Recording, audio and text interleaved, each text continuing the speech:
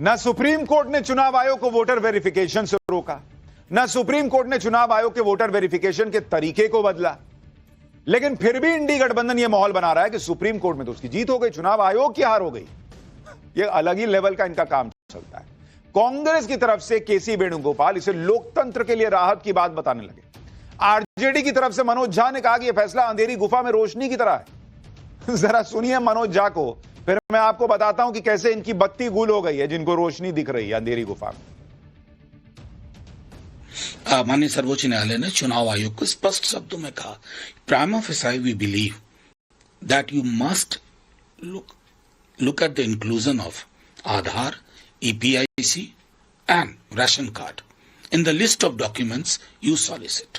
तो मैं समझता हूं कि ये एक सच कहूं तो जो अंधी गुफा थी उसमें रोशनी का थोड़ा सुराग। चुनाव आयोग के खिलाफ इंडी गठबंधन की जो 9 पार्टियां याचिका लेकर सुप्रीम कोर्ट गई, पहले जरा उनके बारे में सुनिए कि कौन कौन था उसमें। कांग्रेस गई, बिहार में इनका डब्बा गोल है, लेकिन ये दौड़ दौड़े बिहार में चले गए, सुप्रीम कोर्ट के पास चले गए कि देखिए सर बिहार में क्या हो रहा है। आरजेडी चलिए बिहार में, CPI CPM ML ये भी कुछ बिहार में कमाल नहीं कर पाते, JMM झारखंड की पार्टी मूल तौर पर, और TMC भी चली गई भाई। TMC बंगाल की पार्टी बिहार के लिए लड़ाई लड़ रही। NCP सुप्रिया सुले शरद पवार वाली पार्टी, DMK बताइए DMK चली गई है बिहार के लिए बात करने, शिवसेना, उद्धव गुट और समाजवादी पार्टी, इन सारी पार्टियों के नेता सुप्रीम कोर्ट चले गए, जिनमें से कईयों का तो बिहार के पॉलिटिक्स से कोई लेना देना भी नहीं है। वो भी उठ के चले गए कि ना हम भी आएंगे साथ में, चलो ना हम सब लड़ाई लड़ेंगे। क्योंकि इन सब को दिख रहा है ये जो ऑपरेशन क्लीन चल रहा है ये अब रुकेगा नहीं बॉस। ये देश भर में ये जो फर्जी वोटर का मामला चल रहा है ना, ये अब नहीं रुक चल पाएगा। बिहार में वोटर लिस्ट पर मचे बवाल पर सुनवाई के दौरान जब सुप्रीम कोर्ट ने दोनों पक्षों को सुना, कोर्ट ने कहा कि 3 सवाल हैं जो उन्हें अहम लगते हैं। पहला सवाल, क्या चुनाव आयोग के पास ऐसी स्पेशल मुहिम चलाने का अधिकार है या नहीं। दूसरा सवाल इस पूरी प्रक्रिया को करने के तरीके को लेकर है, और तीसरा सवाल इसकी टाइमिंग को लेकर है। इन तीनों सवालों में जो पहला सवाल है उस पर तो खुद सुप्रीम कोर्ट ने माना कि चुनाव आयोग के पास ऐसी मुहिम चलाने का पूरा संवैधानिक अधिकार है। सिर्फ अधिकार नहीं, संवैधानिक अधिकार। पहले सवाल पर चुनाव आयोग ने दलील दी, अपनी बात रखी, और चुनाव आयोग ने कहा कि अगर चुनाव आयोग के पास वोटर लिस्ट को रिवाइज करने का अधिकार नहीं है तो फिर किसके पास है भाई। अगर चुनाव आयोग के पास अधिकार नहीं है तो फिर किसी और संस्था को तलाशना होगा। भाई चुनाव कराएगा चुनाव आयोग, अब वोटर लिस्ट रिवाइज करेगा क्या कोई दूसरी एजेंसी आके करेगी क्या होनोलुलु से। चुनाव आयोग के वोटर लिस्ट रिवीजन को लेकर एक विवाद उसकी टाइमिंग को लेकर खड़ा किया गया। यह कहा जा रहा है कि चुनाव में इतना कम वक्त बचा है, तब चुनाव आयोग ये अभियान क्यों छेड़ रहा है, ये तो पहले करना चाहिए था। यह मुद्दा भी आज सुनवाई के दौरान आया और इस पर बहस हुई। सुप्रीम कोर्ट ने कहा कि हम बस समय को लेकर सवाल उठा रहे हैं। जनसंख्या की गणना 1 साल का समय लेती है। इस पर चुनाव आयोग ने कहा कि लेकिन ये तो पूरे देश के लिए होता है ना बॉस। कोर्ट ने कहा कि लेकिन इतनी जल्दी क्यों है, 30 दिन में ये होगा, 30 दिन में वो होगा। इस पर चुनाव आयोग ने कहा कि कुल 90 दिन है, 30 दिन नहीं है, लेकिन इसके बाद भी दरवाजा बंद नहीं किया जाएगा, छूटे हुए लोगों को लिस्ट में शामिल किया जा सकता है। सुप्रीम कोर्ट ने कहा कि हमें इस बारे में संदेह है कि आप समय सीमा के भीतर सब कुछ पूरा कर पाएंगे या नहीं, आप प्रैक्टिकली सोचिए। चुनाव आयोग ने कहा कि आप अगस्त के पहले हफ्ता में सुनवाई रख लीजिए, तब तक सारी बात क्लियर हो जाएगी कि हम करा सकते हैं कि नहीं करा सकते हैं। चुनाव आयोग ने बताया कि 60% लोगों ने अब तक फॉर्म भर के दे भी दिया है, और अभी तो 15-16 दिन हुआ, अभी बाकी का टाइम बचा हुआ है। अब तक आधे फॉर्म को अपलोड भी कर दिया गया है। करीब 5 करोड़ लोगों ने फॉर्म भर दिया। आयोग ने कहा कि आजाद भारत में इतिहास में पहली बार हो रहा है कि चुनाव आयोग ने ऐसा सिस्टम बनाया है जिसमें हर डॉक्यूमेंट अपलोडेड मिलेगा, जिससे पूरे देश को जानकारी रहेगी, और ऐसा सिस्टम बनाने से हर बार इस तरह के अभियान को चलाना भी नहीं पड़ेगा। यानी समय की भी कोई दिक्कत नहीं है। यह बात भी चुनाव आयोग ने सुप्रीम कोर्ट में रखी। भाई चुनाव आयोग कह रहा हमको ना कराना है, भाई हम करा रहे हैं, हम लोग लगा रहे हैं, हम सिस्टम लगा रहे हैं, आधा काम ऑलरेडी कर चुके 60% से ज्यादा। और सुप्रीम कोर्ट को कहा कि भाई जज साहब आप देख ना लीजिए, अगस्त में देखिए, नहीं करके दिखाएंगे तो बोलिएगा। चुनाव आयोग ने भी बता दिया कि वो ऐसा एक बार में सिस्टम बनाना चाह रहा है जिससे आगे कभी दिक्कत ही ना हो।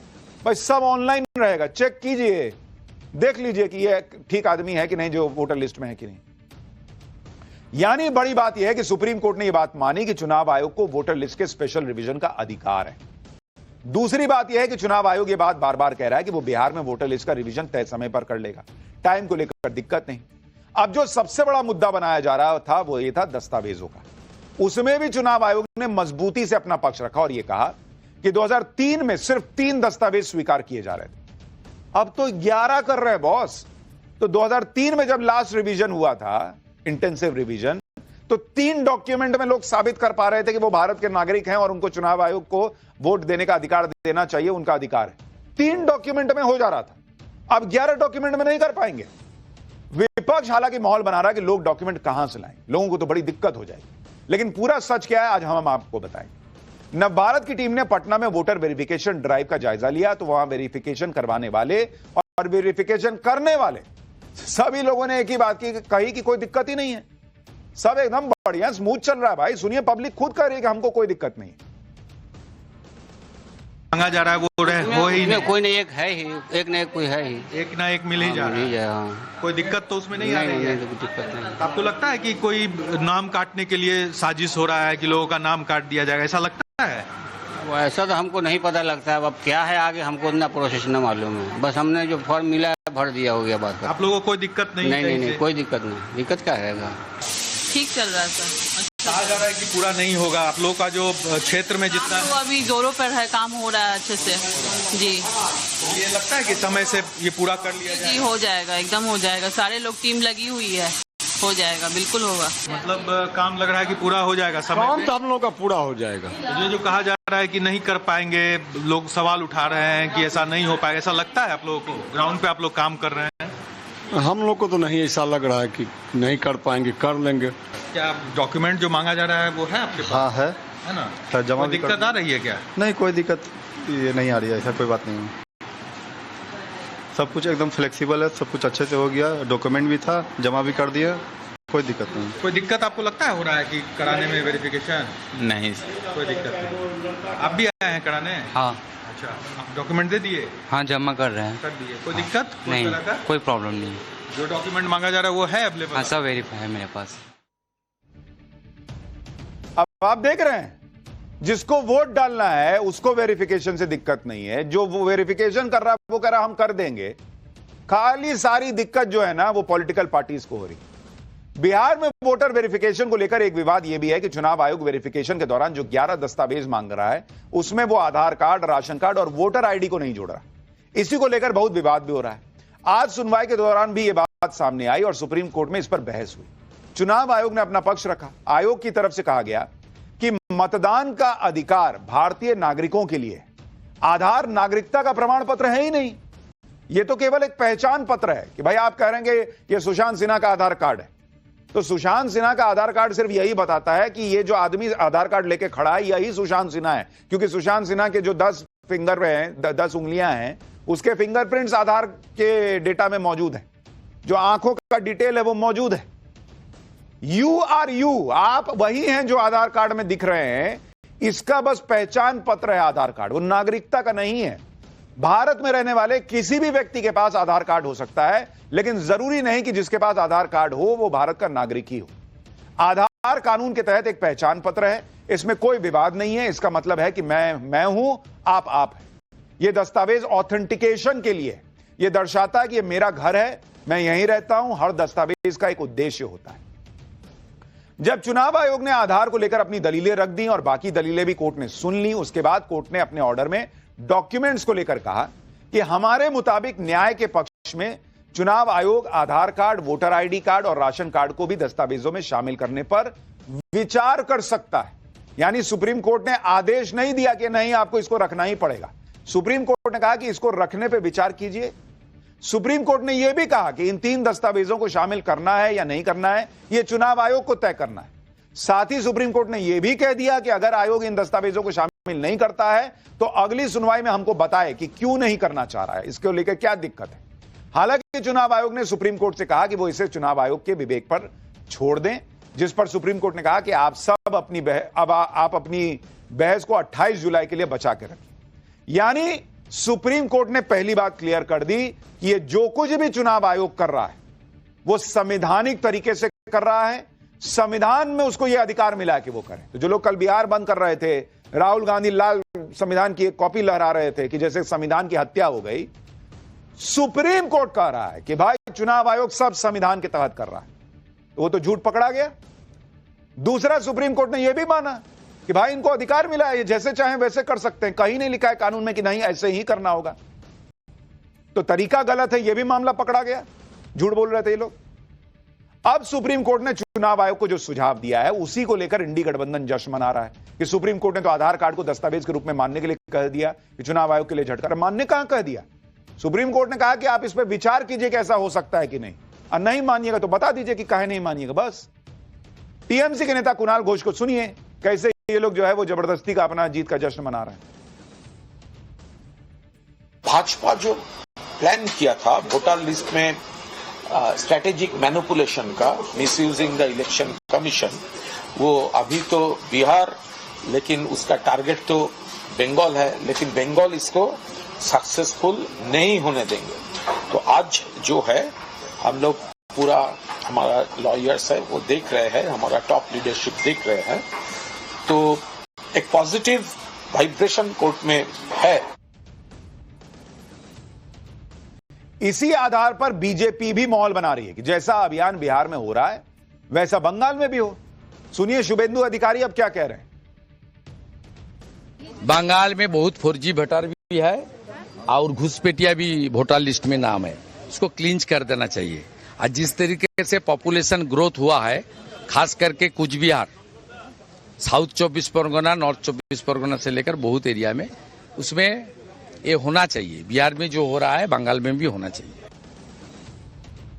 भाई बिहार में जो हो रहा है वो बंगाल में भी होना चाहिए, नहीं वो होगा, ये मान के चलिए, क्योंकि सुप्रीम कोर्ट ने भी क्लियर कर दिया कि भाई ये कोई गैर संवैधानिक काम हो नहीं रहा। एक ही चीज पे सवाल उठा बस कि टाइमिंग, कि क्या इतने कम समय में हो पाएगा।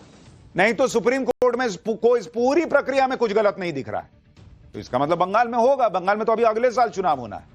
अब बंगाल में होगा तो भैया होगा बवेला, क्योंकि वहां तो ये तो आरोप लग ही रहा है कि भाई बांग्लादेशी, रोहिंग्या ये सब घुस गए हैं, बहुत फर्जी वोटर आईडी बन गया, ये सब आरोप तो अब सुना बीजेपी ने कई बार लगाया। बीजेपी ये आरोप लगाती आई है कि इंडी गठबंधन ने घुसपैठियों को अपना वोट बैंक बनाया हुआ है और इसलिए ये लोग वोटर लिस्ट की गहनता से जांच से डर रहे हैं। इसलिए बिहार से लेकर बंगाल तक बवाल हो रहा है। बिहार के बाद अगले साल बंगाल में ही चुनाव है और वहां पर भी ऐसा ही ऑपरेशन क्लीन शुरू होगा, ये मान के चलिए। इसी से इंडी गठबंधन में तनाव है। ये लोग जो दलीलें दे रहे हैं उसे आप सुनेंगे तो हैरान रह जाएंगे। आज सुप्रीम कोर्ट में सुनवाई के दौरान नागरिकता की बात उठी। वरिष्ठ वकील कपिल सिब्बल ने कहा कि चुनाव आयोग नागरिकता को तय करने वाला होता कौन है, उसके पास यह ताकत नहीं है। कपिल सिब्बल ने कहा कि नागरिकता साबित करने की जिम्मेदारी मुझ पे नहीं है, मुझे मतदाता सूची से हटाने से पहले चुनाव आयोग को यह दिखाना होगा कि उसके पास कोई ऐसा दस्तावेज है जो साबित करता हो कि मैं नागरिक नहीं हूं। मतलब मुझे नहीं साबित करना कि मैं नागरिक हूं या नहीं हूं, चुनाव आयोग बताए कि तुम नागरिक हो नहीं हो, यह देखो डॉक्यूमेंट। कपिल सिब्बल ने कहा कि अगर मैं 1950 के बाद पैदा हुआ हूं तो मैं भारत का नागरिक हूं और अगर किसी को इस पर आपत्ति है तो वो दस्तावेज पेश करे। इस पर सुप्रीम कोर्ट ने कहा कि क्या चुनाव आयोग का यह काम नहीं है कि वो सुनिश्चित करे कि अयोग्य व्यक्ति वोट न डाल सके। इसके लिए नागरिकता की जानकारी लेनी जरूरी होगी कि नहीं होगी। भाई ये कह रहे हैं कि चुनाव आयोग कैसे बता देगा कि भाई कौन वोटर है, कौन नागरिक है कि नहीं है। तो बिना नागरिकता जाने वो किसी को भी कह देगा कि आओ आओ, तुम भी आओ, छगन है, भुज्जन तुम भी आओ, सब अपना वोटर आईडी बनवाओ जाओ। जब नागरिकता चेक ही नहीं कर सकता इनके हिसाब से तो चुनाव आयोग पे फ्री में बांटे। फिर वोटर आईडी का मतलब क्या है जब नागरिकता ही नहीं चेक करनी है। तो जिसका मन आप बुलाइए, बांग्लादेशी, रोहिंग्या, होनोलुलु से भी बुला लीजिए, सबको बांट दीजिए। क्या ही इन लोगों का हिसाब है बॉस।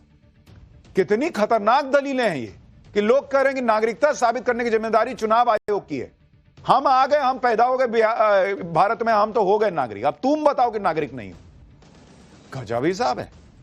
यह पहली बार नहीं है जब इस तरह की बातें कही जा रही है। जो कांग्रेस आज चुनाव आयोग पर सवाल उठा रही है ना, आप देखिए उसके राज में ऐसा कानून बना दिया गया था कि घुसपैठियों की मौज हो जाए। दरअसल देश में पहले से ही फॉरेनर्स एक्ट 1964 था जिसमें अवैध रूप से रह रहे व्यक्ति को खुद यह साबित करना होता था कि वो भारत का ही नागरिक है। लेकिन इंदिरा गांधी अवैध प्रवासी अधिकरण द्वारा निर्धारण अधिनियम 1983 नाम से एक एक्ट लेकर आई जो कि सिर्फ असम के लिए था। उस वक्त असम में अवैध रूप से रह रहे लोगों को निकालने के लिए आंदोलन चल रहा था। इस बीच 1983 का एक एक्ट लाया गया।